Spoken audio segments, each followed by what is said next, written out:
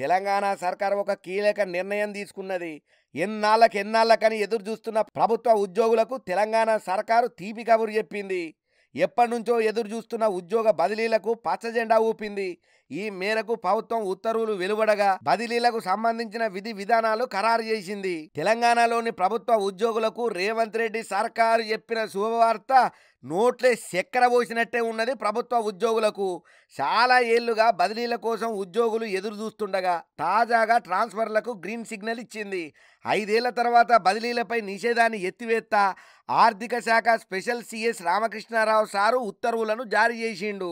ఒక చోట 4 ఏళ్లుగా పనిచేస్తున్న ఉద్యోగులకు తప్పనిసరి బదిలీ చేయాలని చెప్పి ఉత్తర్వుల వెల్లడించిల్లు. ఈ మేరకు ఈ నెల 5 నుంచి 20 వరకు బదిలీలకు షెడ్యూల్ ప్రకటించిండ్రు. ఎలాంటి అవకతవకలకు తావు లేకుండా పారదర్శకంగా ఆన్లైన్ కౌన్సిలింగ్ ద్వారా ఉద్యోగులను బదిలీ చేసేందుకు ప్రభుత్వం సిద్ధమైంది. మొత్తం 7 అంశాల ఆధారంగా బదిలీ ఉద్యోగుల ప్రక్రియ మొదలుపెట్టబోతున్నారు. పాజు 2025 జూన్ 30లోగా రిటైర్ అయ్యేవారు, వితంతువులు, కొన్ని కేటగిరీలల్లో అనారోగ్యం బారిన పడుతున్న వారికి ఇండ్ల ప్రాధాన్యం ఉంటదన్నట్టు సీఎం రేవంత్ రెడ్డి సార్ ఆదేశాలతోని ఈ మేరకు ఆర్థిక శాఖ జీవో 80ను కూడా విడుదల చేసింది.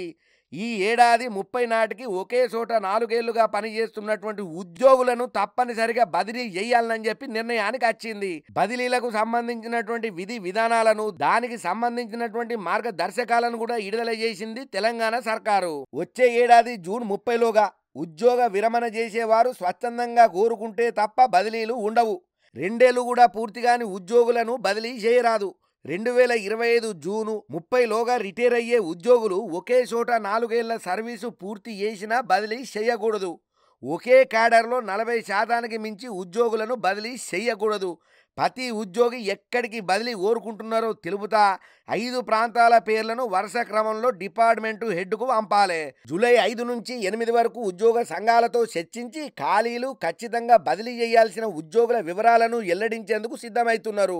జూలై 9 నుంచి 12 వరకు ఉద్యోగుల నుంచి ఆప్షన్లు తీసుకుంటారు. జూలై 13 నుంచి 18 వరకు ట్రాన్స్ఫర్ అప్లికేషన్లను పరిశీలించనున్నారు. జూలై 19, 20వ తేదీల్లో బదిలీల ఉత్తర్వులకు జారీ చేస్తారన్నట్టు. అనంతరం జూలై 21 నుంచి ఉద్యోగుల సాధారణ బదిలీల మీద మళ్ళీ నిషేధం అమల్లోకి వస్తుందన్నట్టు. మరి ప్రభుత్వ ఉద్యోగుల నుంచి ఎటువంటి మద్దతు వస్తుందా, వ్యతిరేకత వస్తుందా చెప్పలేం. ఎందుకనంటే అందరు ఉద్యోగుల మనస్తత్వం, అందరి ఆలోచనలు ఒకటే తీరుగా ఉండవు కదా. అయితే ఈ ఉద్యోగాలల్లో మార్పిడి మీద మనం మాత్రం చేసేదే ఉన్నది, చూసుకుంటా ఓడు తప్ప.